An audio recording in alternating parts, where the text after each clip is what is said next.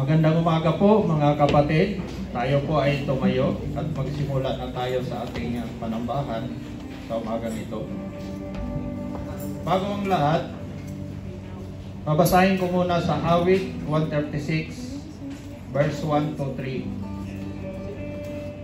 Purihin si Yahweh sa kanyang kabutihan.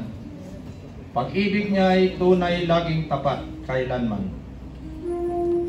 Pinakadakilang Diyos ng may Diyos ay may pasalamatan. Pag-ibig niya ay tunay laging tapat kailanman. Ang Panginoon ng mga Panginoon ay ating pasalamatan. Pag-ibig niya ay tunay laging tapat kailanman. Tayo po'y manalangin. Aming Diyos na makapangyarihan sa lahat, kami po ay pagpupuri, pasasalamat na sa umagang ito na muli narito kami ngayon upang sambahin ka sa Espiritu at katotohanan. Ikaw ang Diyos na lumikha sa amin sa iyong sariling wangis.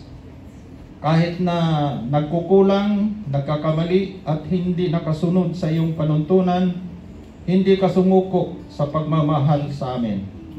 Maraming salamat sa pagpadala ng iyong buktong na anak na si Yeshua upang patawarin ang aming mga kasalanan at ipakita sa amin ang iyong walang kondisyon, pag-ibig. Panginoon, habang kami ay nagtitipon upang sumamba sa iyo, hiniling namin ang mga pusong bukas sa iyong presensya. Punuin ang santuaryong ito ng iyong espiritu at aming mga kaluluwa ng iyong kapayapaan. Hiling namin, hayaan ang bawat awit sa pangunguna ng music ministry, panalangin at salitang binigkas ay luwalhatiin ka at ilapit kami sa pagkikipag-isa sa iyo at isa't isa. Napatuloy mabuksan ang aming puso't isipan upang tanggapin ang iyong salita, na marinig ang iyong tinig na hatid sa iyong lingkod ng aming buting Pastor Dante, Pastor Ed, at maranasan ang iyong presensya. Punuin mo kami ng kagalakan habang kami nagpupuri, pasasalamat sa iyong dakilang pangalan. At dalangin din namin ang lahat na nakipag-isa sa panambahan ngayong umaga. Dalangin namin na ngayong umaga sa music ministry, ushering, multimedia, maging lahat kaming mga kapatiran naway kalakasang espiritual, pisikal, suma sa amin upang lubos mapagtagumpayan ang panambahan ngayong umaga. Ito ang aming samot dalangin sa pangalan ng aming Panginoong Yeshua, ng aming Panginoong tagapagligtas. Amen. Amen. Hallelujah. Good morning po, Sir Panginoon. And as this morning, we will worship and we will give praise to our Lord for all He has done. And as we know that He is great in power, He is great in mercy, He is great in glory. Amen.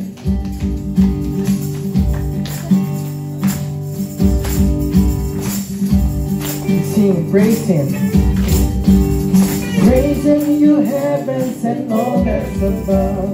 Praising you, angels and heavenly hosts. Let the whole earth praise Him. Praise Him. Praise Him, the sun, moon, and bright shining stars. Praising you, heavens and waters and skies. Let the whole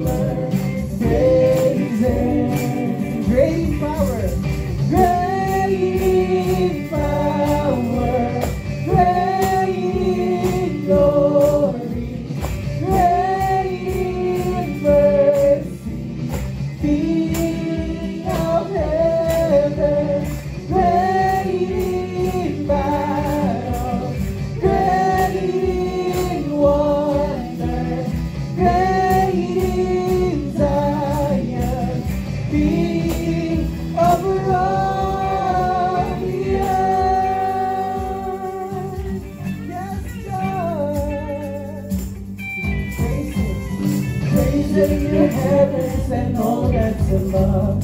Praising you, angels and heaven. Let the whole earth praise Him.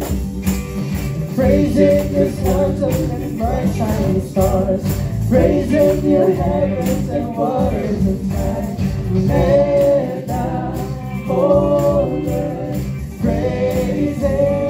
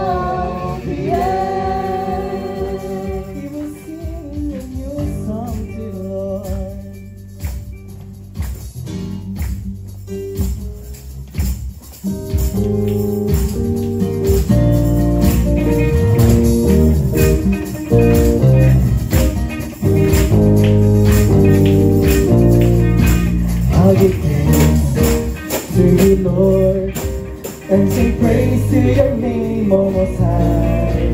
I'll declare your love in the morning and your faithfulness by night. For you, O Lord, have made me glad. I will sing for joy at the works of your hand and rejoice at what you have done. I'll give thanks to you, Lord, and sing praise to your name, O Most High.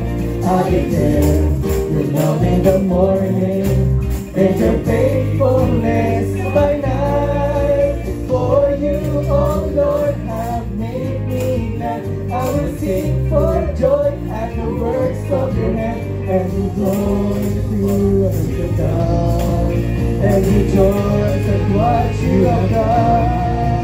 Oh Lord, how great are your works. Oh Lord, how great are your works.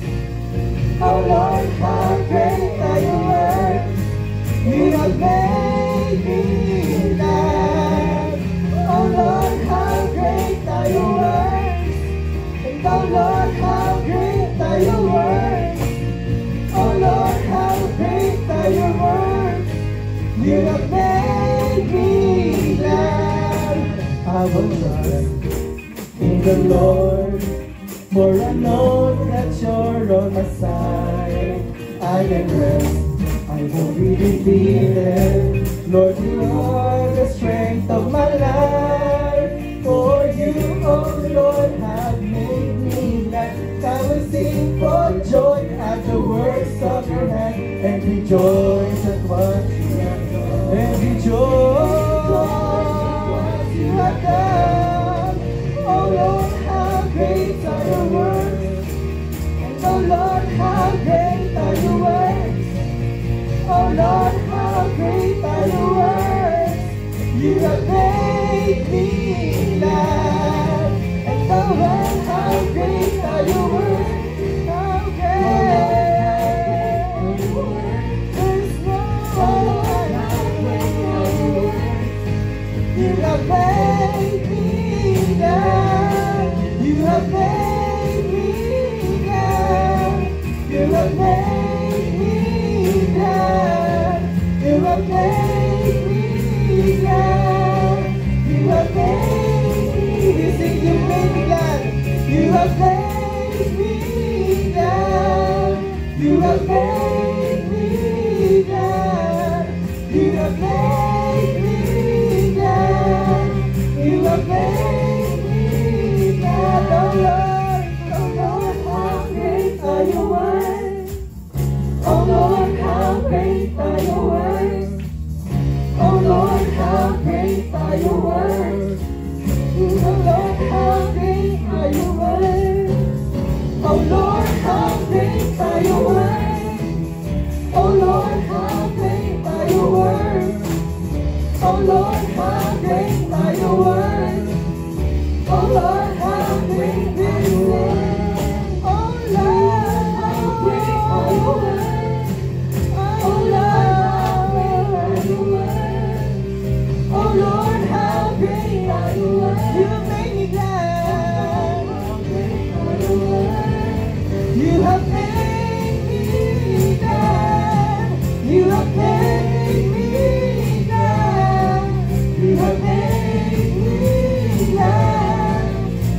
made me glad.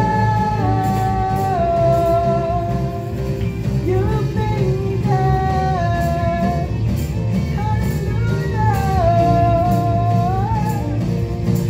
You made me glad.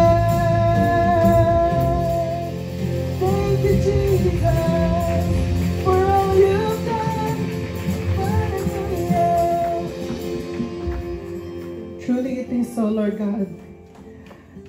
Your works, O Lord God. How great it is, O Lord God.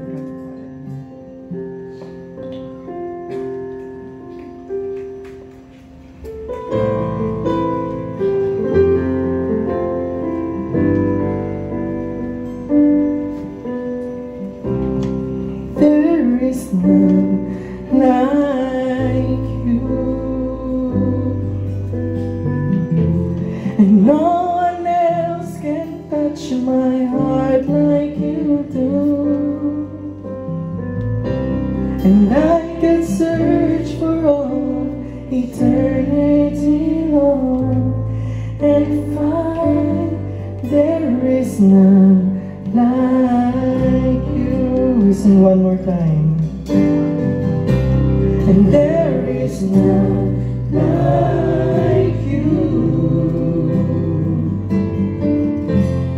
No one else can touch my heart like you do. And I could search for all eternity, Lord, and find there is none like you.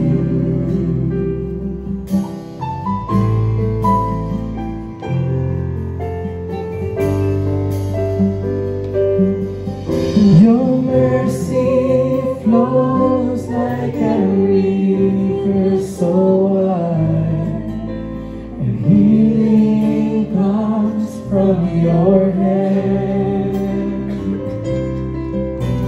Suffering children are safe in your arms, and there is none like you. There is none like you, and no one else can touch my heart like you do.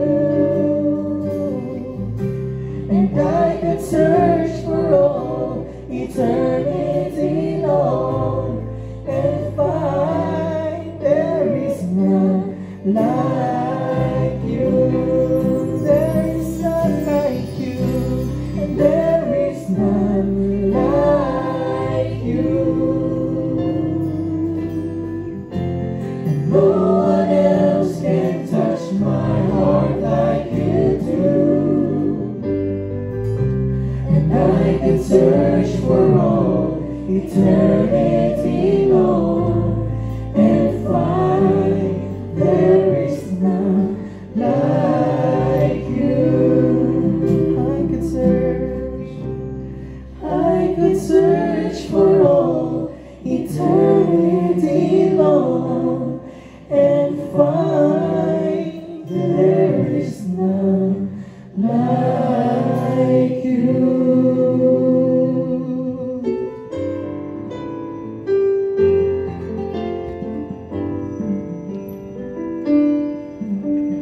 O Most High, King of the ages, great I am, God of wonders. By the blood you have redeemed us, led us through mighty waters. Our strength, our song, our sure salvation, now to the Lamb upon the throne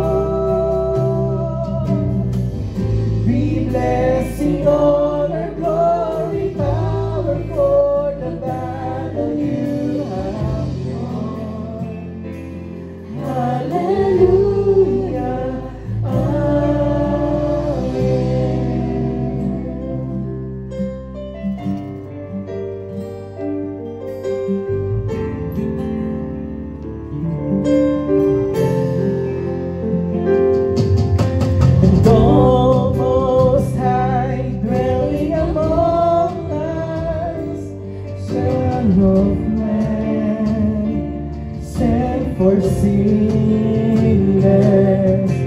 And by your blood you have redeemed us, precious Lamb, and mighty Savior, who died, who rose victorious. Now to the Lamb upon the throne be blessing, honor, glory, power for the battle you have won. Hallelujah. Read every tribe and every tongue. Rejoin the anthem of the angels in the triumph of the Son. Hallelujah. Amen.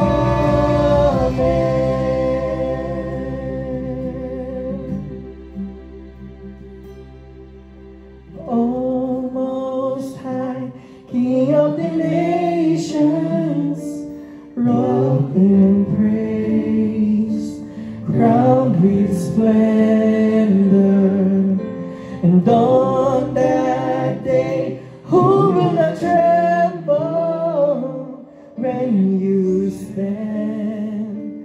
Christ the victor, who was and is forever. Now to the Lamb upon the throne be blessing, honor, glory, power for the battle you have won. Hallelujah.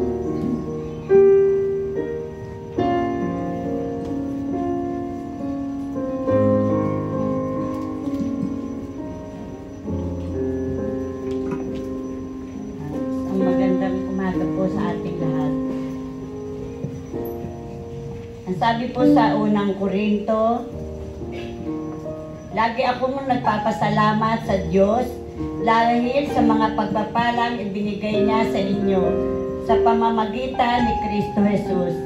Dahil sa inyong pakikipag-isa kay Kristo Jesus, kayo ay naging masagana sa lahat ng bagay, maging sa pananalita at sa kaalaman.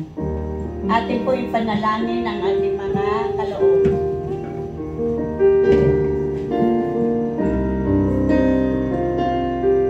Ama, salamat po sa mga hanap buhay na kaloob nyo sa bawat isa sa amin.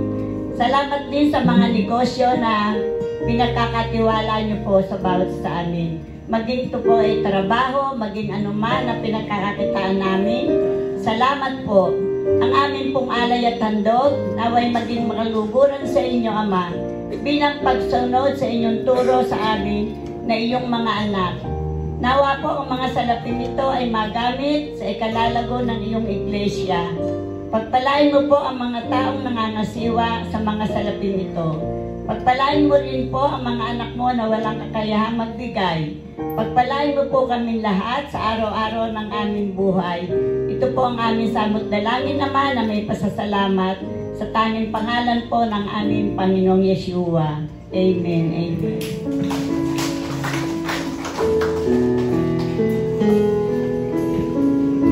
And I will give you all my worship.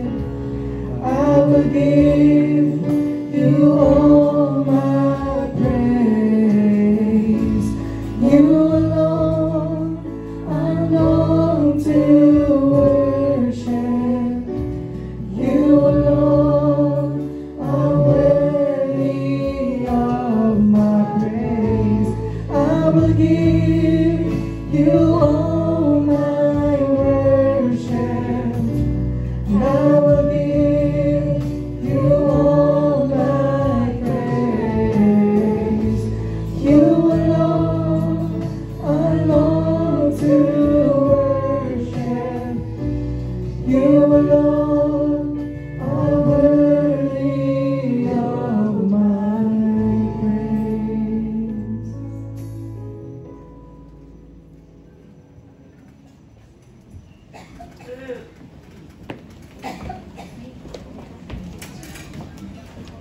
Hello po. Hello po. Wala pa akong mic. Hello.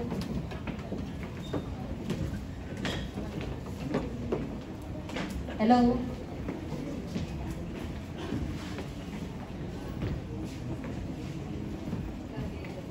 Hello po. Yan. Isang mapagpalang umaga sa ating lahat. Meron po ako isang katanungan. Ano ang meron sa December 6? Dito, ano meron? In-announce yan nung Sunday. Ano meron? Dito, ano meron?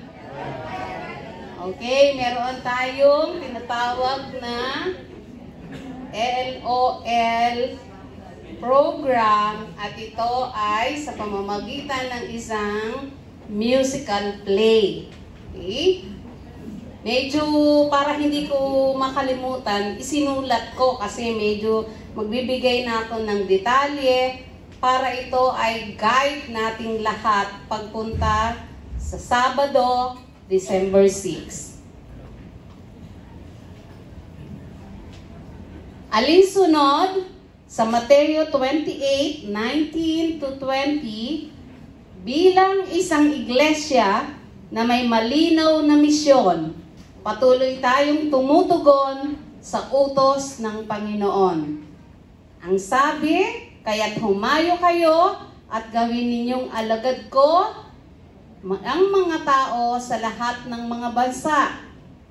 Baptize them sa pangalan ng Ama at ng Anak at ng Espiritu Santo. Turuan ninyo silang sumunod sa lahat ng inuutos ko sa inyo. Tandaan ninyo, ako'y laging kasama ninyo hanggang sa katapusan ng panahon.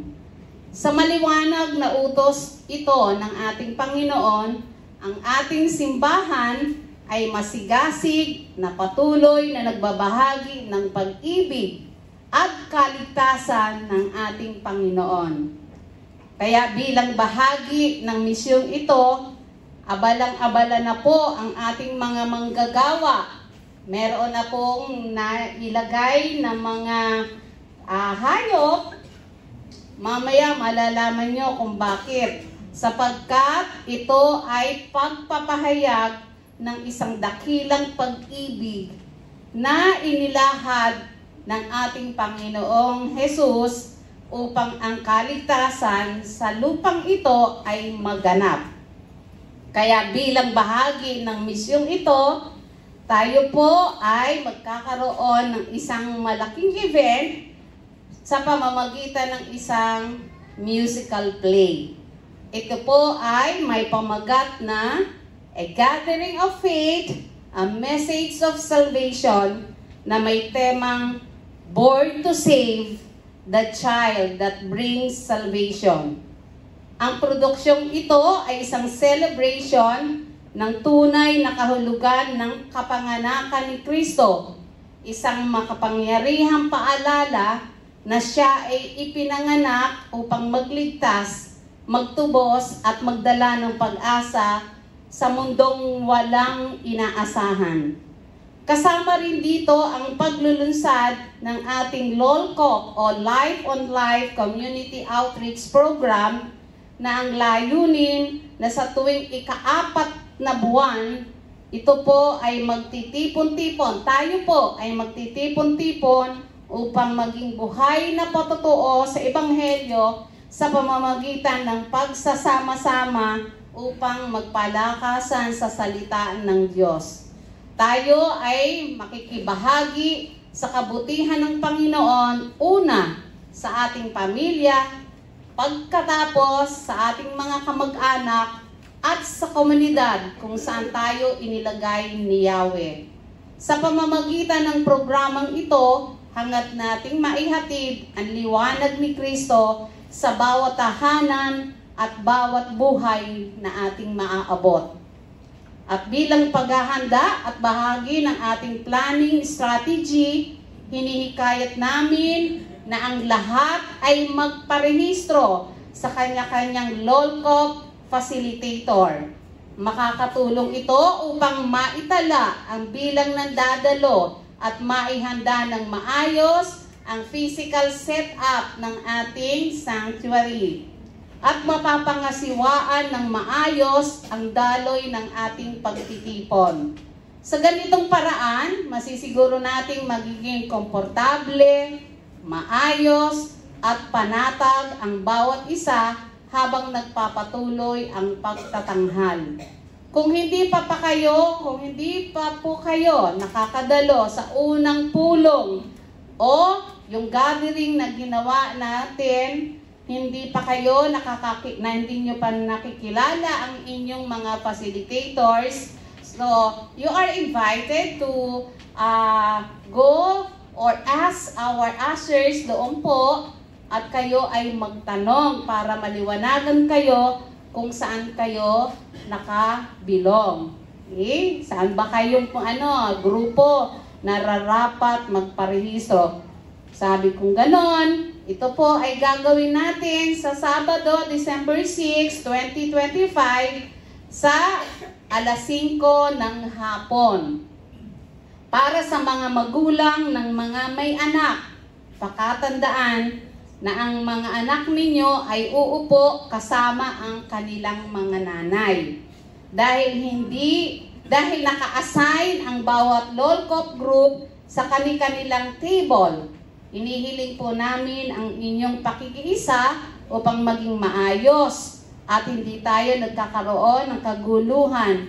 At gusto namin madarma na ang presensya ay truly a family-friendly church. Pakitandaan din po natin na ito ay gagawin natin Sabado. Paulit-ulit po ako para hindi tayo ma-confuse. Sabado, ito po ay sa darating na Sabado. Kaya kung ito ay Sabado, wala po tayong gaganapin na Sunday worship ng Sunday, December 7. Okay, yun na po ang ating worship date with the Lord. Ang ushering team po ang mga ngasiwa sa seating arrangement. Kaya hinihikayat namin ang lahat na dumating ng mas maaga. So ano ang mas maaga sa 5 o'clock? 4. Kasi, bakit mamaya? Bakit 4? Kasi alas 5, tayo ay magsisimula na. Sayang kung hindi nyo mauumpisahan upang maging maayos ang pagpasok at pag-upo ng bawat isa. Dahil ito ay isang family celebration, we will be gathered together for a fellowship. Tayo ay magkakasama bilang isang pamilya, anak ng Panginoon sa COG Bacoor. Hinihiling namin na magdala ang bawat isa ng pagkain na maaaring ipamahagi. Kaya halimbawa po, kayo po ay magluluto para sa hapunan ninyo. Dalhin nyo na lang dito. At dito tayo kakain sabay-sabay sa ating hapunan. Ang inyong mga LOLCOP facilitators ang mangunguna sa pag-oorganisa at pamamahagi ng pagkain sa bawat grupo. Ang lahat po ng inyong pagkain na dadalhin ay ilalagay sa nakahandang table sa gawing kaliwa ng sanctuary. Kaya yung dala niyong pagkain, dito po agad idediretso na may table kung saan may malinaw na palatandaan para sa bawat table. Upang malaman ng mga facilitators kung saan ang designated place ng inyong lalagyan ng pagkain, upang ito ay masiguro na hindi maliligaw, hindi mapupunta kung kaninong table, at i-guide po kayo ng inyong mga facilitators. Kaya pagdating ninyo at daladala ninyong pagkain, ang mga facilitators ay nakahanda na salubungin ang kanyang mga miyembro. Ituturo sa banda roon kung saan ilalagay ang pagkain. Ang mga kakailanganing utensils, kutsara, tinidor, baso, pinggan, ito po ay maaari na nating ilagay sa ating assigned table. I-check din po yan ng inyong mga facilitators. Uulitin ko lamang po, ang lahat ng pagkain ay pagsasaluhan ng bawat grupo. But kung umaapaw naman sa dami ang inyong pagkain at gusto nyong ipamahagi with love, okay? Ito po ay malugod at masayang tatanggapin ng ating mga kapatiran. Okay? So, samantala, ang congregation ay magdadala ng kani-kanilang handang pagkain. Ang simbahan naman ay maghahanda ng kape, ng juice, tubig, at ilang pika-pika para sa lahat. Dahil ganito po ang magiging sistema ng ating kainan, hinihiling namin na dumating kayo ng mas maaga upang maihanda ng maayos ang ating pagsasaluhan. Pagkalapag ninyo ng inyong dalang pagkain sa tamang mesa, kayo po ay agad uupo sa inyong designated table at gagabayan naman kayo ng mga ushers upang maituro sa inyo ang inyong tamang upuan. Para naman sa lahat ng mga performers at ushers, ang call time natin ay 3:30 ng hapon. Mangyaring dumating on time upang maging maayos ang paghahanda magsimula sa pagsisimula ng ating programa. Ang room assignments o ang dressing room ay i-anunsyo mamayang gabi. Ang lahat ng props at materials na kakailanganin ay ihahanda at dadalhin sa simbahan sa Biyernes. Kaya buong maghapon at buong magdamag, kung aabutin kayo ng madaling araw, iyan ay ilalagay doon sa designated room at ihahanda na yan ng umaga ng Sabado. Para sa anumang katanungan o paglilinaw, maaari kayong lumapit or mag-message kay Sister Gina Javier. Attend po tayo lahat. Huwag ninyong palampasin ang pagkakataong masaksihan ang isang makapangyarihang paglalakbay ng pag-ibig, habag at kaligtasan na inaalay ng ating Mesaya para sa ating lahat. At gayon din po, huwag kayong mawawala dahil may hinanda kaming mga sorpresa, mga tunay na sorpresa para sa gabing iyon. Naniniwala ako na ang mga ito ay magdudulot ng malaking kagalakan sa mga pusong pipiliin mismo ng Panginoon sa panahon ng ating pagtatanghal. Sa pagpasok ninyo ng sanctuary, kukuha kayo ng kapirasong papel na kung saan isusulat ninyo ang inyong pangalan at ihuhulog ninyo sa isang box sa table ng mga ushers, including the kids. Tandaan po ninyo, lubhang mahalaga ang nasabing kapirasong papel na ihuhulog ninyo sa inyong box. Muli, kung kayo po ay may mga katanungan, mangyaring huwag muna sa akin magtungo dahil magiging napakabisi ng ating liling nyo sa nalalapit na linggo. Sa halip, uulitin ko po, makipag-ugnayan kay Sister Gina Javier ang i-charge sa ating communications. Sa cast ng ating musical play, mamayang alauna ng hapon ang ating huling general rehearsal. Ang lahat po ay kailangan ng dumalo. Okay? Last na po iyan. Kaya, ang lahat po ay ilalahad natin at hahayaan natin na ang kumilos sa bawat isa ay ang banal na Espiritu upang tayo ay kasihan ng kanyang kapangyarihan. Ang lahat ay, kung kayo ay wala sa Sabado, you will miss a lot. You will miss a lot. Because this is once in your lifetime. God bless us all.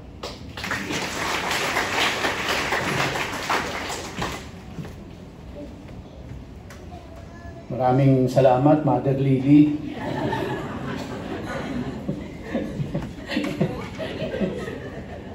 Good morning po sa inyong lahat. Kumusta na po kayo? Pwede bang lumingon sa kaliwa, kanan, sa likod, sa harap? Ngitian niyo po yung katabi ninyo. Huwag muna kayo maging suplado at suplada. At huwag ho kayong umiwas sa manghihingi ng regalo sa inyo. Alright, good morning ho ulit at nais nating i-welcome ang mga sumusunod. Kung maaari po ay tumayo sa pagbasa ng inyong pangalan, si Sam Lorenz Roque. Pakitayo po. Ating mga bisita. Maaari na po kayo maupo. Globert Tristan Saldon. Ayan. Si Arvin J. Calpe. Ayan po. Dennis Hernandez Jr. Okay. Rafael Daigo. Ayan. Jack Iman Hamulin. Si Eloisa Jean Melmida. And last but not the least, si Kenrick Rebong. Ayan, mga bisita ho ata siya ni Ate Naida, tama ba? Ate Naida, welcome ho sa COG, Bacoor. Tayo po ay saglit na yumuko, tayo manalangin. Aming Ama at aming Diyos, kami po ay nagpapakumbaba sa iyong harapan sa mga oras na ito. At minsan pa hinihiling namin, nagabayan mo kami sa pag-aaral ng iyong salita. Bigyan mo po kami ng kaliwanagan. Tulungan mo po ako ang iyong lingkod na tagapaghatid at tagapagpaliwanag. Na ito ay aking maihayag ng maayos at huwag magdulot ng kaguluhan o kalituhan. Dalangin ko rin po ang aking mga kapatiran na tagapakinig na maging bukas ang kanilang puso, kanilang mga tenga, ang kanilang pandinig, at bigyan mo po sila ng sapat na kakayahan na ito ay maunawaan. Maraming salamat po, Banal na Espiritu, sa iyong pangunguna sa amin mula umpisa hanggang sa mga oras na ito. Sa inyo po ang papuri at pasasalamat at pagdakila Sa pangalan ni Yeshua. Amen and amen. Sa pagpapatuloy po ng ating pag-aaral sa Torah, sa aklat ng Leviticus, natapos na po natin yung chapter 19 verses 1 to 18 at ngayon naman po ay tatalakayin natin ang verses 19 to 37. At ang subtitle ng ating pong yan, Practically Holy. Holiness applied in everyday life. Natutunan na po natin na ang holiness is something practical, something measurable, and it is commanded by God. Ipinag-utos, hindi isinuggest, hindi iminungkahi, ito ay iniutos ng Diyos. At nakita ho natin sa nakaraan nating pag-aaral na ang holiness pala ay madaling isagawa, kumbaga, dahil practical nga po siya, no? Sang-ayon sa napag-aralan natin. Now, let's move forward to verse 19 up to verse 37. Verse 19 says, "You shall keep my statutes." Ano po ba yung statutes? Yung mga law ng Diyos, yung batas, alituntunin, patakaran ng Diyos. At ang sabi sa kanila, "You shall keep my statutes." Meaning, it is mandatory. Kailangan nilang gawin. At ito po yun, bahagi ng practical holiness. "You shall not let your livestock breed with another kind. You shall not sow your field with mixed seed. Nor shall a garment of mixed linen and wool come upon you." Now, meron pong mga alituntunin ang Diyos which are similar dito po sa verse 19 na ito. At dito po ay makikita natin sa Deuteronomy 22, verse 5. Sabi po dyan, "A woman shall not wear man's clothing, nor shall a man put on a woman's clothing. For whoever does these things is an abomination to the Lord your God." Verse 9, "You shall not sow your vineyard with two kinds of seed, lest all the produce of the seed which you have sown and the increase of the vineyard become defiled. You shall not plow with an ox and a donkey together. You shall not wear a material mix of wool and linen together." Nung ito po ay ibinigay ng Diyos sa bayang Israel, sila ay nasa wilderness. Naglalakbay sila papunta sa promised land. Kaya po, ilan sa mga alituntuning ito ng Diyos ay hindi pa applicable doon sa kanila habang nasa wilderness sila. Ang ilan po dito ay magiging applicable lang pagdating na nila doon sa promised land. At ito po ay ibinigay ng Diyos, mga 1 taon pa lang sila na naglalakbay sa wilderness pagkatapos nilang lumabas ng bayan ng Egypt. And it took them 40 years bago sila nakarating sa bayang ipinangako ng Diyos, sa land of Canaan. Karamihan po, sa mga original batch, ay hindi na nakapasok ng promised land. 2 tao lang ang nakapasok sa promised land sa original batch. At si Joshua and si Caleb. Kaya second generation na ang nakarating sa promised land. At sila na po ang magsasagawa nito, yung mga binasa natin. Now, sa bagong tipan ay mababasa po natin ang pangkaraniwang talata na nami-misinterpret dahil ini-interpret ng wala sa konteksto. At ito po ay ang sulat ni Paul sa 2 Corinthians chapter 6, verse 14. Sabi ni Paul, "Do not be unequally yoked with unbelievers." Madalas ginagamit natin ito sa mga boyfriend-girlfriend relationship. Sinasabi natin, pag ang Christian ay magnonobyo or magnonobya at mag-aasawa, dapat ay kaparehas niya ng pananampalataya. At kadalasan, ito yung sinasabi natin, do not be unequally yoked with unbelievers. Pero nung isinulat po ito ni Paul, hindi yun ang context niya. Ang context ni Paul dito ay yung binasa po natin kanina sa Leviticus at saka sa Deuteronomy. Wala pong context si Paul dito ng boyfriend-girlfriend relationship. Iba po yung context ni Paul nung sinabi niya itong do not be unequally yoked with unbelievers. He was basically referring to Leviticus and to Deuteronomy. And sabi niya dyan, for what partnership has righteousness with lawlessness? Yung po yung nagbibigay sa atin ng tamang context doon, no?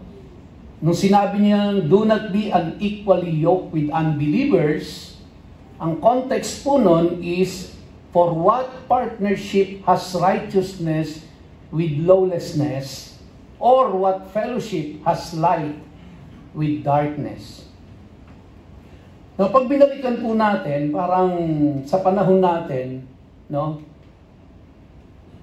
Isipin nyo natin, sabi diyan, you shall not let your livestock breed with another kind.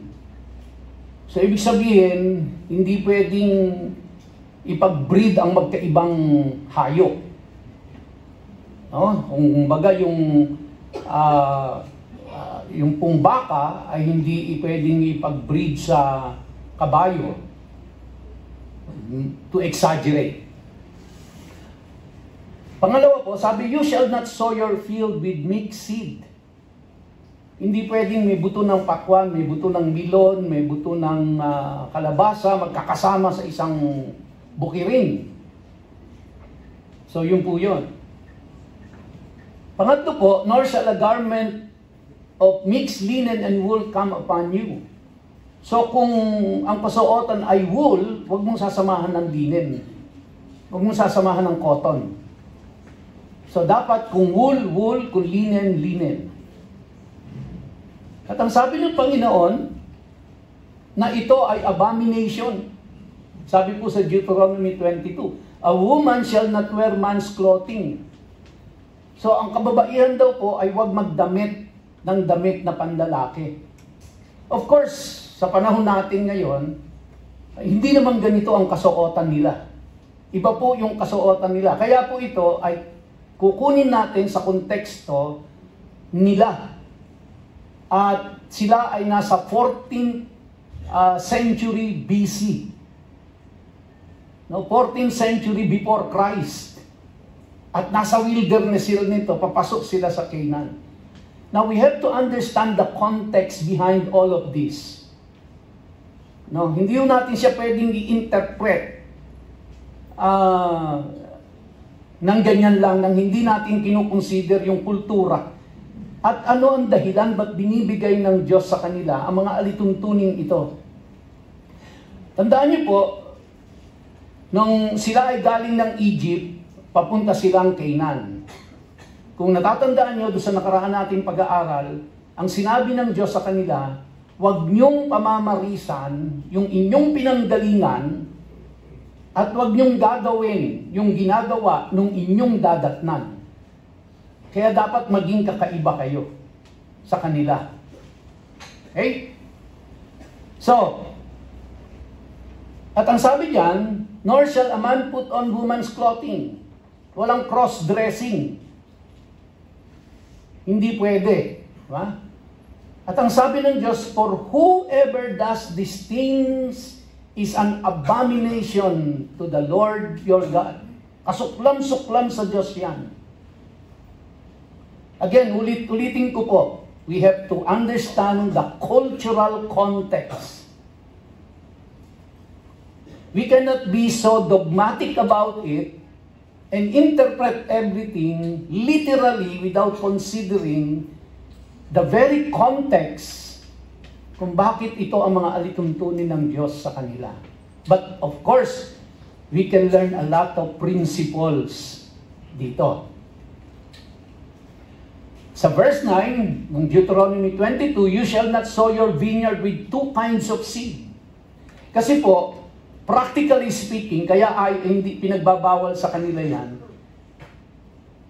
Halimbawa po, yung buto ng ubas at buto ng orange, itinanim mo na magkatabi sila. Ang nangyayari po daw dyan, yung mga ugat niya sa ilalim, nagmimix sila. Kasi masyadong malapit. Now, hindi po yung ubas ay biglang magmumukhang orange. At yung ubas, yung orange ay magmumukhang ubas. Yung ubas pa rin, yung orange pa rin. Pero dahil po meron daw nagkakaroon ng yung mga ugat nagsasama-sama sa ilalim, naapektuhan yung quality. Naiiba yung lasa. Hindi siya masarap kainin. Kaya daw po pinagbabawal yan ng Diyos sa kanila. And then sabi diyan, lest all the produce of the seed which you have sown and the increase of the vineyard become defiled. Naapektuhan pati yung kung siya ay nagiging malago, mabunga at malusog dahil doon. And then you shall not plow with an ox and a donkey together. So isang ox at isang donkey, ilalagay mo sa isang pamatok tapos sila ay magsasaka. Bakit to? Kasi magkaiba daw po ang function ng donkey at ng ox at magkaiba ang kanilang mga behavior. Kaya hindi sila pwedeng pagsamahin. Ganito kadetalye ang Diyos sa kanila, no? You shall not wear a material mix of wool and linen together. Binasa natin kanina sa Leviticus. And then here comes Paul. Do not be unequally yoked with the unbeliever. So, kaya sa 2 Corinthians chapter 6, ang pinanggagalingan ni Paul ay yung pong sinabi sa Leviticus at sa Deuteronomy.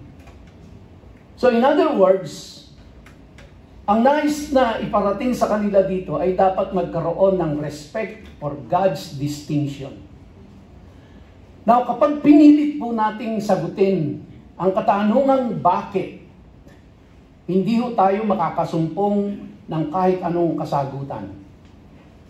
Bakit hindi pwedeng pagsamahin ang linen at saka ang wool? Pag hinanapan ho natin ng sagot yan at ang tanong ay bakit, wala ho tayong makikitang kasagutan. Dahil hindi isinulat yan ng Diyos para sagutin ang bakit, kundi isinulat ng Diyos yan para ipakita ang pattern.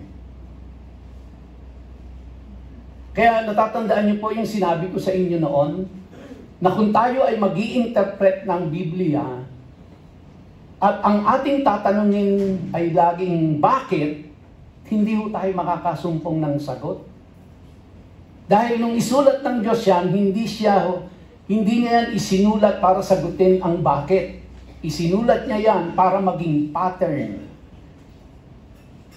Kaya yung po yung sinusundan ni Paul nung sinabi niya yon, do not be unequally yoked with the unbelievers. Ang sinusundan niya po doon is the pattern which is in the Old Testament na i-respect ang distinction na inilagay ng Diyos sa kanila. Kaya kung tatanungin natin bakit hindi pwedeng ang donkey at ang ox ay magkasama sa pamatok, wala pong explanation tayong makikita diyan. Bakit ang babae hindi pwedeng magsuot ng kasuotan ng panlalaki at ang lalaki hindi pwedeng magsuot ng kasuotan ng pambabae? Wala ho tayong makikitang kasagutan diyan.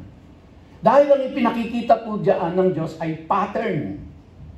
Kaya yung explanation po ni Paul, no, kung gusto nating malaman kung ano ang explanation doon, ito po ang explanation, ang commentary ni Paul. Sabi niya, for what partnership has righteousness with lawlessness? This is to give distinction na dapat ang righteousness at ang lawlessness hindi pwedeng magsama. So practically speaking, kung ikaw ay Kristiyano, hindi pwedeng ikaw ay righteous, sinasabi mo, tapos ikaw ay lawless. Hindi pwedeng magsama sa iyo na ikaw ay, you declare that you are a righteous person because of Jesus Christ, but at the same time, you are violating the law of God. Kaya, hindi pwedeng magsama yung light at saka yung darkness. Light is light, darkness is darkness. So the whole intention of it is to put distinction, mga kapatid. Not to explain bakit hindi pwedeng magsuot ng panlalaki yung babae at yung babae ay hindi dapat magsuot ng panlalaki. Now another thing, bakit to distinction ang gustong ipakita dito? Di ba ang sabi ng Diyos, yung pinanggalingan nyo, huwag nyong gagayahin sila. Yung daratnan nyo, huwag nyong gagawin ang ginagawa nila. Madalit salita po, lahat ng binabanggit doon sa Leviticus at sa Deuteronomy, yung lahat ng ipinagbabawal ng Diyos ngayon, yun ang ginagawa sa Egypt, yun ang ginagawa sa Canaan. So, hindi po ito hypothetical. Ito po ay totoong nangyayari doon sa Egypt at doon sa Canaan. Kaya to put distinction kung sino yung pinili niyang tao, huwag niyong gagawin yung ginagawa nila. Huwag niyong gagawin yung ginagawa ng Egyptian at yung ginagawa ng Canaan. So, put it in the modern perspective po mga kapatid. Huwag ho natin gagawin ang ginagawa ng sanlibutan at makikigaya tayo. Kaya ako po, hindi ako kumbinsido na during worship service natin dito ay para tayong nasa concert. Dahil ayaw kong gayahin natin ang ginagawa ng mundo just to attract yung mga tao na umattend. Kaya hindi ako kumbinsido na may mga pausok, may mga kung ano-ano during worship service, ang ilaw patay sindi. That is not for me, worship, because that is exactly what the world is doing. Ang sabi ng Diyos, dapat may distinction.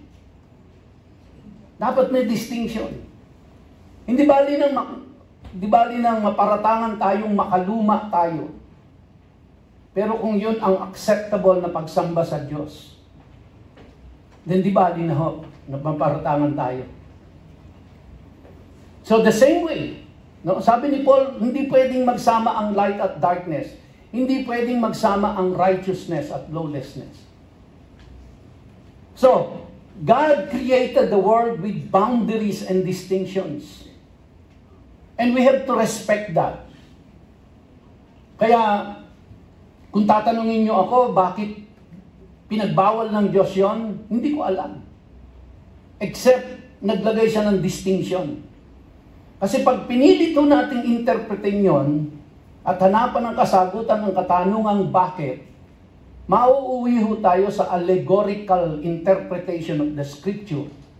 At kapag nauwi na ho tayo sa allegorical interpretation of the Scripture, iba-iba na po ang magiging interpretation nun. Lalagyan na natin ng iba't ibang kahulugan yon. No? So may iba na tayo, iba na yung interpretation ng Baptist, iba yung interpretation ng Evangelical, iba yung interpretation ng Methodist. The moment na napunta na tayo sa allegorical interpretation of the Scripture. But here makikita natin, wala akong paliwanag ang Diyos dyan. Basta sinabi niya yon, He has that sovereign power to say it and to make it into a law, then it's a law. Yun ang kanyang batas. Israel was to respect these natural divisions as expression of divine order and holiness. Ang tawag po doon kapag nagkakaroon ng mga intermix, no? Yan po ay in Hebrew ay kilayim. Now the moment kilayim ay nangyari, nagkakaroon po ng tival sa wikang Hebrew, which means confusion. So which means, the moment na you violated the law of God or the instruction of God, it will only create confusion. Mixing species, seeds, or fabrics blurred God's design and symbolized rebellion against divine order. So ibig sabihin, pag pinilit mo, sinabi na lang Diyos, huwag kang magsuot ng na magkahalo ang linen, at ang wool, ginawa mo pa rin, you are rebelling against God. Because order niya yun eh. Divine order niya yun sa kanila. Again, ulitin ko po, ang context is, dahil ang Canaan, ang Egypt, ginagawa nila yon. And God wants them to be distinct from Canaanites and the Egyptians. Is there something evil about linen? Is there something evil about wool? Wala ho. Hindi evil ang wool na tela. Hindi evil ang linen na tela. Tama po? Pero bakit pag sinagsama mo sila at isinuot, nagiging evil? Dahil binayolate mo yung utos ng Diyos na huwag pagsamahin. Okay? So ang context, mga kapatid, is, babalik tayo sa context ni Paul, pag pinagsama mo yung righteousness at saka yung lawlessness, confusion, Yun, pag pinagsama mo ang righteousness at lawlessness, nakakakumit ka ng kilayim. At ang result nun is teval, which is confusion. Kaya ayaw ng Diyos. So there's nothing evil about wool. There's nothing evil about linen. Pero ba't nagiging evil siya at abomination, nakasuklam-suklam sa Diyos? Not because of the wool and not because of the linen. It is because God said, wag mong pagsamahin, pero pinagsama mo pa rin. Ibig sabihin, sumusuway ka sa inutos ng Diyos. Para pong ganito, sabi ng nanay mo, ng tatay mo, dapat 10 o'clock nasa bahay ka na. Is there something evil about 10 o'clock? Wala po, oras lang yun eh. Pero paano siya nagiging evil? When you violate yung nanay at tatay mo. Pag umuwi ka alas 11, alas 12, or hindi ka na umuwi, at kinabukasan ka na ng umaga, evil ba yung 10 o'clock? Hindi. Paano siya naging evil? Because sinuway mo ang utos ng nanay mo at tatay mo. Nagtakda ang tatay at nanay mo ng batas sa bahay. Sinuway mo. Walang evil dun sa 10 o'clock. Ang evil is yung pagsuway mo sa inutos ng authority sa bahay nyo. The same is true sa kanila. Kaya hindi ho natin mahanapan niya ng bakit. Bakit sa dami ng tela, wool at linen? Diba? Sa dami ng hayop, bakit ox at saka donkey? So kaya po, I hope you understand na naglagay ng boundaries ang Diyos sa kanila. Kailangan silang lagyan ng hangganan. Kasi pag hindi, makikita nyo po, mamaya, kung aabot tayo, kung ano pa yung mga gagawin nila. Okay? Now, verse 20. If a man lies sexually with a woman who is a slave, assigned to another man, and not yet ransom, or given her freedom, a distinction shall be made. They shall not be put to death, because she was not free. But he shall bring his compensation to the Lord, to the entrance of the tent of meeting, a ram for a guilt offering. And the priest shall make atonement for him with the ram of the guilt offering before the Lord, for his sin that he has committed. And he shall be forgiven for the sin that he has committed. Ano to? Now, kung hindi natin naiintindihan ang context nito, mga kapatid, hindi na natin pag-aaksayan pang intindihin yan. Kasi walang, pag tinignan natin, parang out of this universe na, outmoded na siya, no?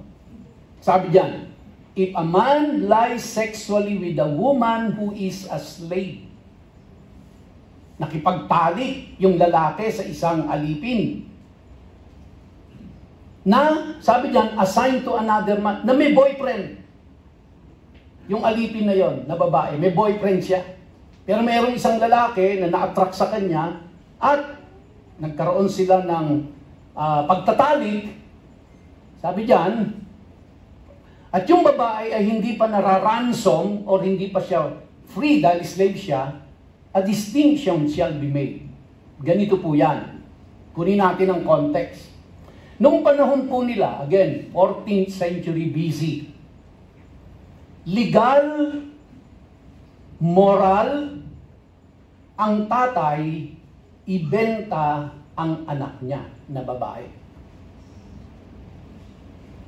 Legal po yon at moral yon. Pero, ang context po nun, yung tatay ay may malaking pagkakautang at hindi siya makakabayad. Ang gagawin niya, yung anak niya, na bata pa, ibebenta niya para maging slave. So pag ito ay binili na po, yung nakabili siya na yung owner. Okay? Now, ang kondisyon po noon, bakit ito legal at bakit moral?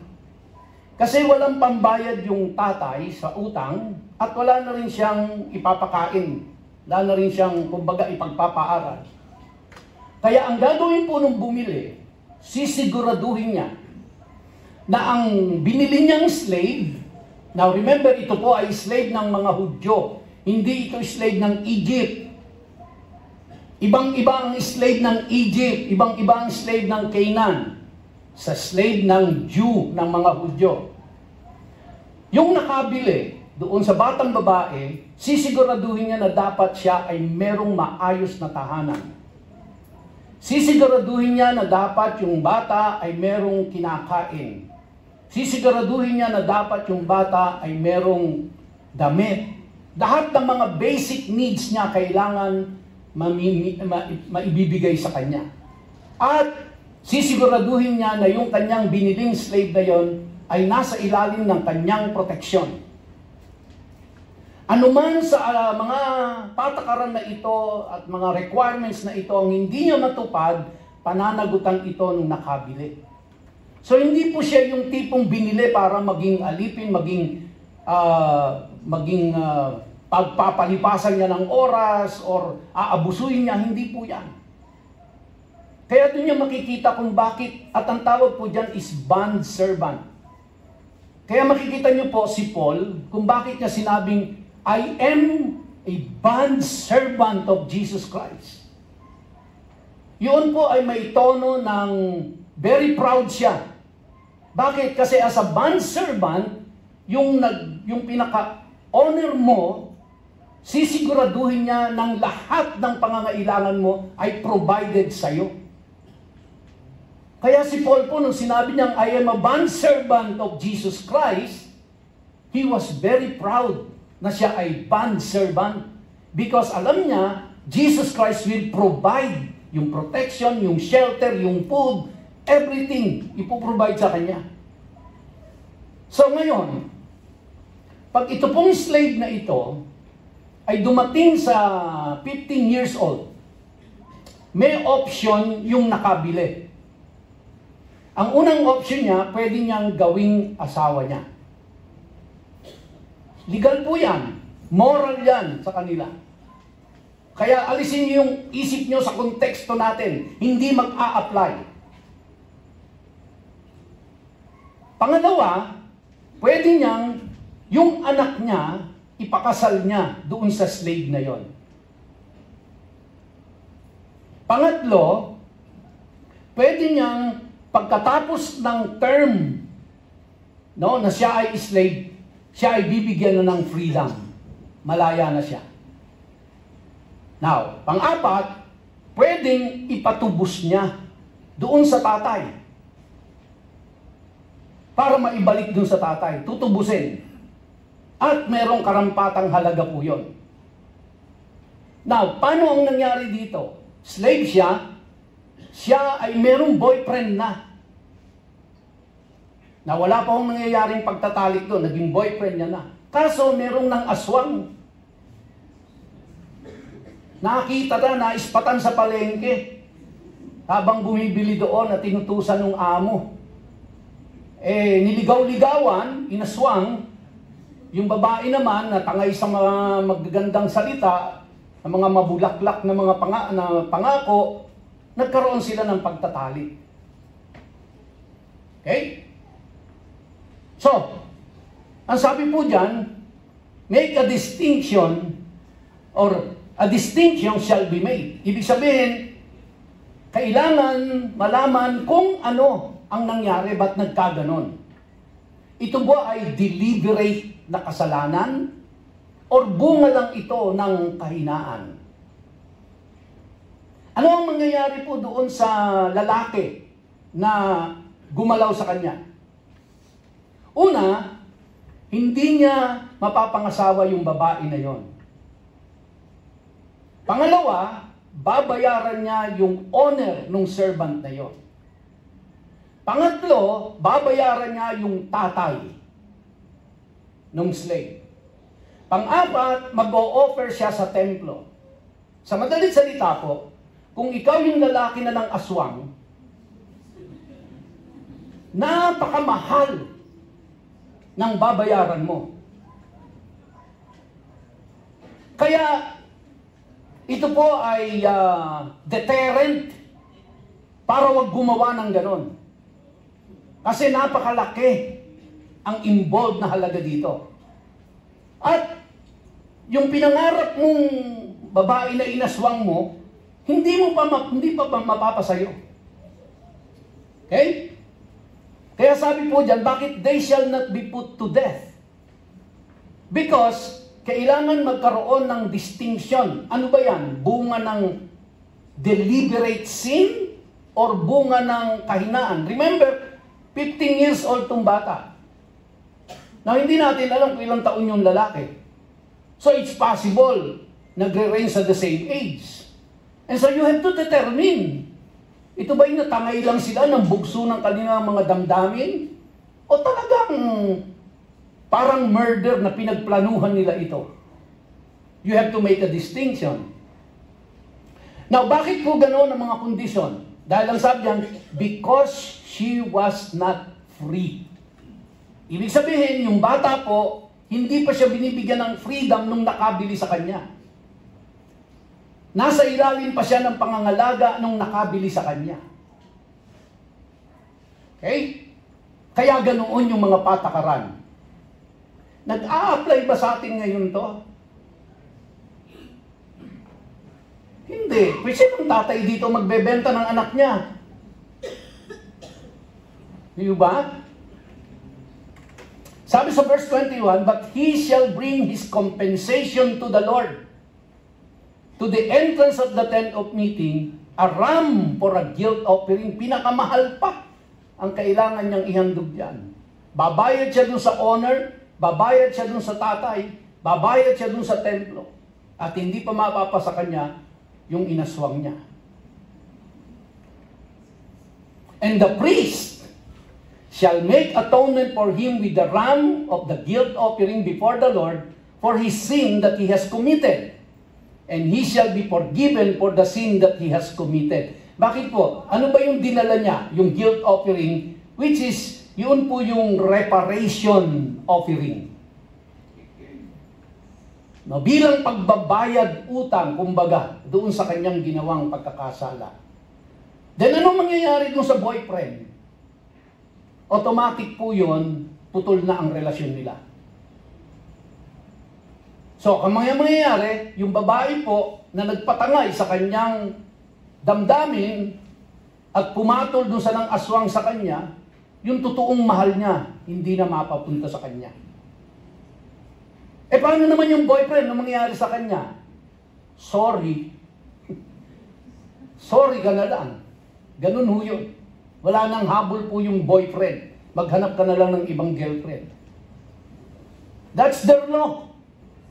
Yun yung patakaran nila. It is written in the 613 laws na ibinigay ng Diyos kay Moses. Now, parang walang ano ho sa atin. Di ba? But, ano po ang pinapakita sa atin dito? May batas na ibinigay ang Diyos, sundin ang batas ng Diyos. So, this law reflected mercy and justice. Mercy, kasi yung dalawang bata, yung slave at saka yung nang aswang, maaring natakay lang sila ng damdamin nila. Hindi talagang gusto nilang deliberately magkasala. Pero, dahil kasalanan yan, kailangan meron yung justice dyan. So, ano pong ibig sabihin na ito? Ibig sabihin, ang Diyos po ay merciful, but at the same time, ang Diyos will bring justice.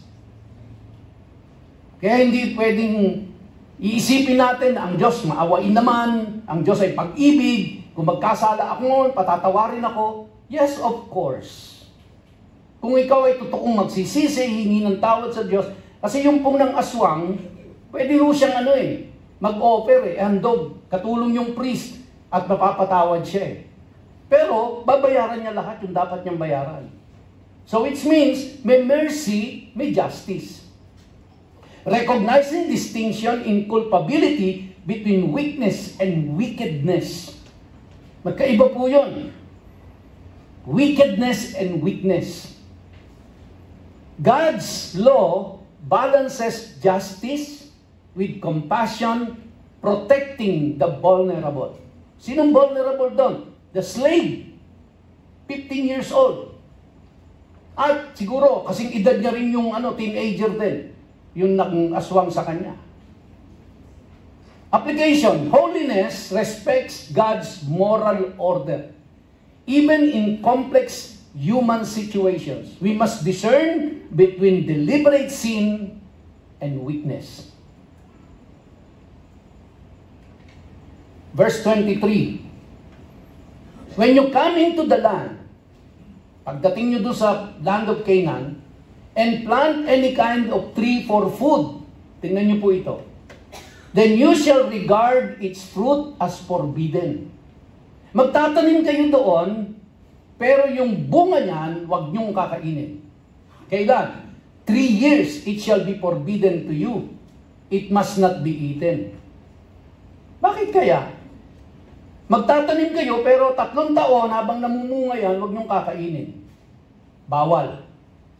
Bakit to? Kasi sa panahon na ito, tingnan niyo yung logic dito. Sa panahon pong ito, mga kapatid, ang ginagawa nila dyan, nagpuprune sila. Pinuprune nila yan, hindi nila kinakain. For 3 years, ganyan ang ginagawa nila. Bakit to? Kasi yung process of pruning the tree, kapag dating po ng ika-4th year, yung hindi nila kinain at pinrun nila, magti-triple-triple ang bunga nun. At magpapatuloy na yon taon-taon. Okay? So, during the 3-year period, pruning process sila. Titiisin mo, huwag mong kainin. Kahit nagugutom ka na, huwag mong kainin yan. Kasi pagkatapos ng 3 years, in the 4th year ng kanyang pagbubunga, babawiin lahat, sobra-sobra pa doon sa nawala, yung hindi mo kinain ng 3 years. And then, yung mga susunod na taon, puro na ho yung masagana na ang bunga lahat nun. Magsasawa na kayo sa bunga niyan. Pero the moment na binayolate mo yun, on the first year na munga, nilantakan nyo na. Huwag kang umasang mamumunga na maganda yan on the 2nd year, on the 3rd year, on the 4th year, baka mamatay pa yan eventually. Why? Utos ng Diyos. Okay? Sabi diyan, pero ito po, tingnan nyo po, ito ang karugtong. And in the 4th year, all its fruits shall be holy. Sa ika-4 na taon, yung ibubunga niya, lahat ng bunga niyan, banal. Bakit po banal? Kasi sa ika-4 na taon, ang lahat ng bunga niyan sa Diyos. Okay? An offering of praise to the Lord. Kailan pa lang sila pwedeng kumain? But in the 5th year, you may eat of its fruit to increase its yield for you. I am the Lord your God. So ano po yung pinakikita sa kanila dito? No? Tinetrain yung mga tao to obey the instruction of the Lord. Tinetrain yung mga tao that the best fruit of the tree belongs to the Lord. Mga kapatid, anong principle sa atin dito? We have to learn to be patient. Huwag nating aapurahin, huwag nating mamadaliin. Maghintay tayo ng tamang panahon. At yung pinaka-best, hindi para sa iyo.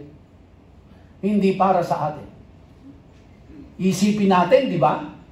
Oh, wow, 3 taong kang inano yan, pinagtyagaan yan. Nabibilad ako sa araw, nagdidilig ako, umugising ako sa madaling araw, inaalagaan ko ng husto. Ika-4th year, ang ganda ng bunga. O, hindi sa iyo yan. Sa Diyos yan. After all, hindi naman ikaw nagbibigay ng nutrients dyan para tumubo. Ang Diyos pa rin ang nagbigay ng buhay dyan. Kaya tinuturuan sila ng Diyos na ang the best ay para sa Diyos. Anong tinuturo po sa atin, mga kapatid? Huwag tayong magbigay ng tira-tirahan sa Diyos. Ibibigay natin kung ano yung best natin. Yung best talent natin. Yung best earnings natin. Yung best na time natin. Hindi po yung tira-tirahan. Amen? Kaya, iisipin natin lagi. Anyway, sabi naman sa Psalm 24 verse 1, di ba? The earth is the Lord's and the fullness thereof, and all who dwell therein. Kanyang lahat yan. Kaya, i-offer natin yung best sa Kanya. Hindi yung pinagtirahan. Hindi yung pinagputulan. The best. Pero ito naman ang pangako ng Diyos eh. Pag sinunod nyo yan, on the 5th year, and year thereafter, hanggang mamatay ka na, you will enjoy the fruit of your labor. Ibe-bless ka naman ni Lord.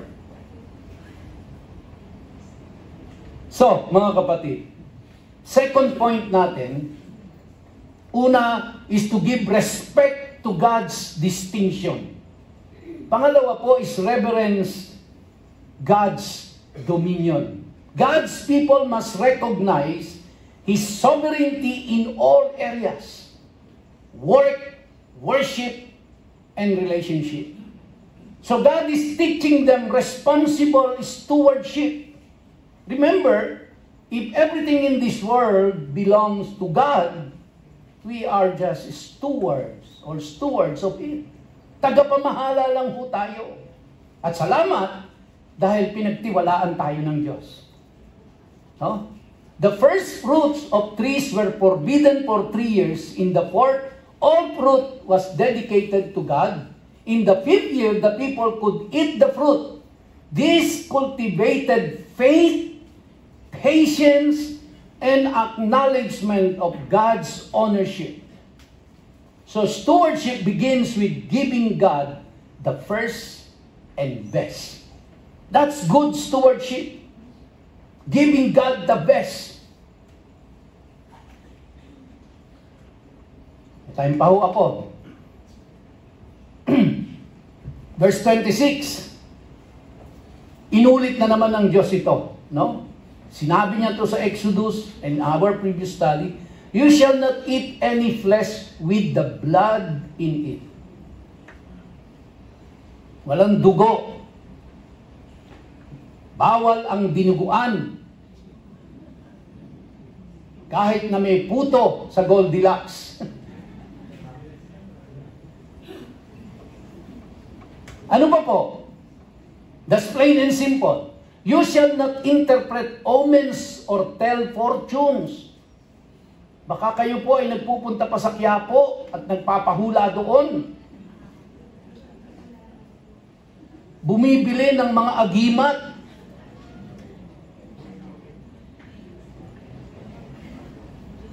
Now ito, sabi ni Lord, you shall not round off the hair on your temples or mar the edges of your beard, yung balbas.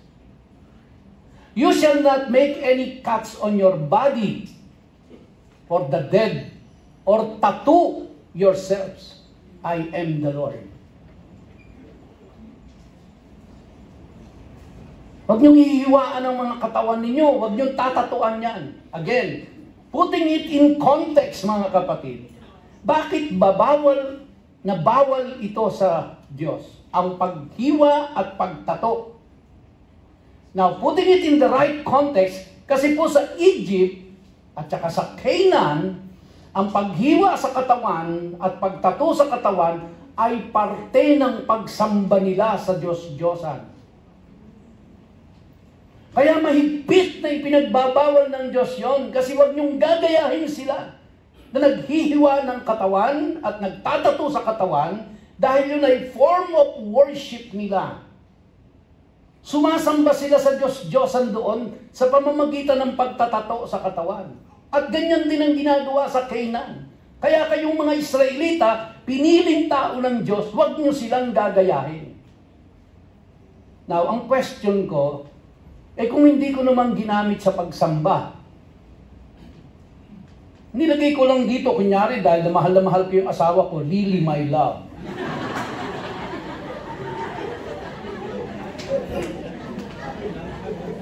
No? Tapos may puso, diba? May rose, at colored pa. Sumusuway ba ako sa inuutos ng Diyos? Hindi ko naman ginamit siya sa pagsamba. It's a form of art. Ang sagot, hindi ko alam. Hindi ko alam. Pero para safe ako, huwag na lang ako magpatato. Huwag na lang. Di ba? Kaya ako po, kahit nung siraulo pa ako, nung kabataan ko, hindi ko talaga hilig yan, tatuan ako. Yung mga kapatid ko po, may mga tato eh. Ako hindi, ayoko talaga, kahit noong pa. Lalo ngayon, tumanda na ako ganito, tsaka ako magpapatato, tsaka ako maglalagay ng hikaw, di ba? Kasi yan eh, di ba? Piercing your ear, cutting your, ano. Pero iba ho kasi ang context niyan. Ang context nga kasi niyan is, ginagawa nila yon dahil sumasamba sila. Bilang pagsamba ho yun sa kanilang Diyos-Diyosan. Ganon din sa Canaan. Kaya kayong mga Israelita, huwag niyong gagawin yan. Bakit to? Bakit sinasabi ng Diyos yun? Kasi may tendency talaga silang gayahin. At ginaya na nga nila pagdating nila sa Canaan. No? So, dito ako magtatapos. Under God's reverence on God's dominion, sa verse 23 and 32 po, particularly in verses 26 to 28, pagan practices, again, pagan practices ho kasi yun eh, yung pagtatato at pag-ano, connected sa pagsamba kasi nila yun. Pagan practices sought guidance through omens, rituals, and tattoos, connected to idol worship and the dead. God's people were to reject this, trusting His sovereignty instead. Now, this is not a blanket prohibition. Take note. This is not a blanket prohibition against tattoos or haircuts, but a rejection of pagan ritual practices. Kaya nga po ang tanong ko sa sarili ko kung halimbawa pinatatuan ko yung balikat ko, pinadrawing ko yung mukha ni Sister Lily dito at nilagyan ko ng puso na mayroong pangang nakatagos at nakalagay doon, I love you. Nagkasala ba ako dito? Di ko alam. Hindi ko naman siya ginamit sa pagsamba. Di ba? So, believers today must reject modern superstition. Ito ang Maaring yung tato, gray area. Hindi ako sigurado. Pero yung pong superstitions, yung pagpapabasa ng palad, ng baraha, ng pagbili ng agimat, well, yan po hanggang ngayon, maraming gumagawa niyan, lalo dito sa Cavite, di ba? Pero ito ay mahigpit na ipinagbabawal ng Diyos. Dahil yan ay ginagawa ng mga tao sa Egypt, ginagawa ng mga tao sa Canaan. So bottom line mga kapatid, no? We must rely on Christ's atonement alone.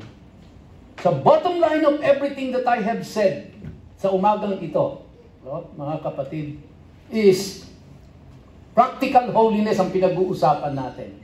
And practical holiness involves obedience to God's Word.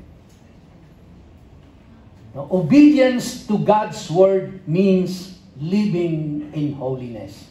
At natalakay na po natin yung iba pa. So I will end with this dahil it's 11:30 na po. At tayo ay ipagpapatuloy natin ito. Pero ipagpapatuloy ko po ito sa January na. This will be my last preaching for this Sunday. At dahil sa Sabado po ay ating LOL, tapos Sunday wala tayo, and then the following Sunday po si Pastor Ed will be preaching, and then sa susunod na mga Sundays po, wala na po yung pamilya namin dito, kami po ay magbabakasyon. I need a break. Kailangan ko pong huminga muna at makapagpahinga kaming pamilya. And then January na po ang balik namin. Okay? So kaya po, tutuloy natin ito, kay mag-alala, tatapusin natin yan, pero sa January na po yung karugtong. Tayong lahat, at tayo po ay umawit sa Panginoon bago po tayo magsara sa panalangin.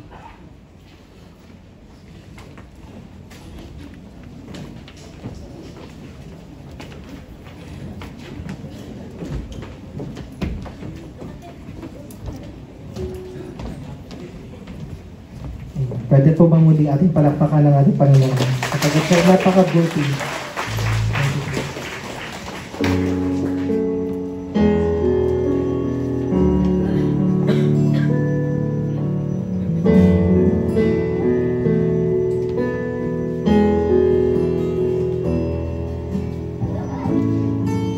Into your hands I commit again, with all I am for you, Lord.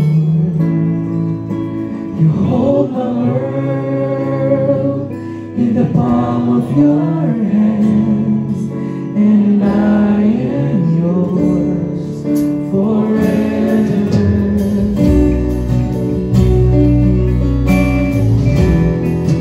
In Jesus I believe.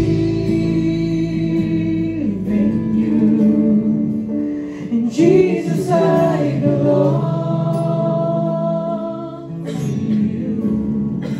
You're the reason that I live, the reason that I sing, with all I am.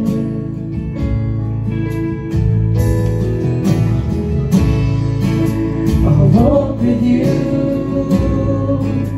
wherever you go, through tears and joy, I'll trust in you, and I will live in all of your ways, your promises forever.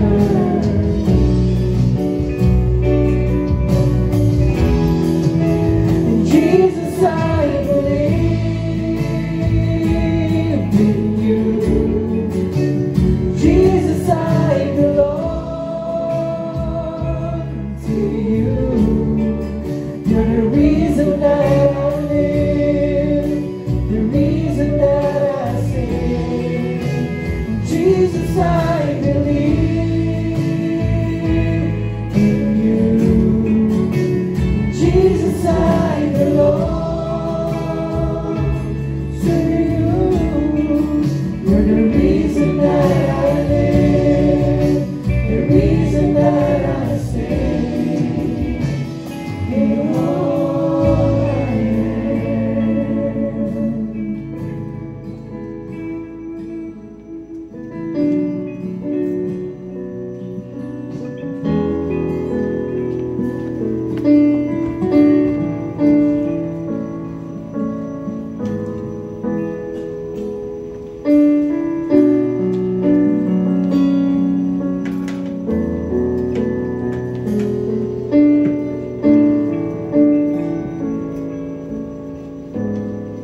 Tayo po ay yumuko at magsara sa panalangin. Glory to God. Ama aming Diyos, pinupuri ka namin sapagkat Ikaw ang Diyos na banal, Diyos na makatarungan, Diyos na mapagpatawad, at Diyos na laging nandyan para sa amin. Maraming salamat po na kami ay nakapakinig muli ng mga aral mula sa aklat ng Leviticus 19. Salamat po sa iyong salita na nagturo sa amin ng kabanalan, katapatan at tamang pamumuhay. Panginoon, tulungan niyo po kaming mamuhay na may pagkakaiba, na hindi kami makiayon sa gawa ng mundo, kundi maging ilaw at asin kami sa aming kapwa. Bigyan niyo po kami ng malinis na puso at tapat na pamumuhay. Naway matuto kaming sumunod sa iyong katuruan at ibigay ang best namin para sa iyo. Gawin niyo kaming matapat sa lahat ng aming ginagawa at magsilbi sa iyo ng buong puso. Patatagin niyo po kami at palalimin ang aming pananampalataya at puspusin ang iyong banal na espiritu upang makapamuhay ng may kabanalan sa bawat araw. Lord God, salamat po sa buhay ng aming pastor na buong nagtiyagang nag-aral, naghanda at nagbahagi na iyong mensahe. Pagpalain mo po ang kanyang buhay, ang kanyang pamilya, kalusugan at ministeryo. Naway, lalo mo pa siyang bigyan ng karunungan, lakas at kapuspusan ng banal na espiritu upang patuloy niya ang pangunahan ng iyong gawain. Salamat sa buhay ng mga kapatiran na narito na naging kabahagi sa gawain ito, sa worship, sa usher, sa multimedia at sa Sunday school teacher. Salamat sa kanilang dedikasyon sa paglilingkod. Pagpalain niyo po sila at patuloy pang gamitin para sa ikaluluwalhati ng iyong iglesia. Salamat din po sa bawat kapatiran na narito ngayon sa kanilang pagdalo at patuloy sa pagsuporta ng iyong mga gawain. Naway ang aming pagsamba sa araw na ito ay maging mabangong handog sa iyong harapan. Panginoon, sa aming paglisan sa lugar na ito, hinihiling namin ang iyong patnubay at proteksyon at ilayo sa anumang kapahamakan. Samahan niyo kami hanggang makarating ng ligtas sa aming mga tahanan. Naway ang kapayapaan mo ang sumama sa amin, ang iyong salita ang magpatibay sa amin, at ang iyong pag-ibig ang mananatili sa aming mga puso. At samahan kami sa buong linggong darating. Muli, maraming salamat po sa iyo ang kapurihan, kadakilaan at kaluwalhatian. Ito po ang aming sama-samang panalangin. In Yeshua's name we pray. Amen. Maraming salamat, Ate Beth. At sa inyo pong lahat, mga kapatid, maraming salamat po sa inyong pagdalo. Pagpalain po nawa kayo ng ating Panginoon. God bless you all. You are dismissed.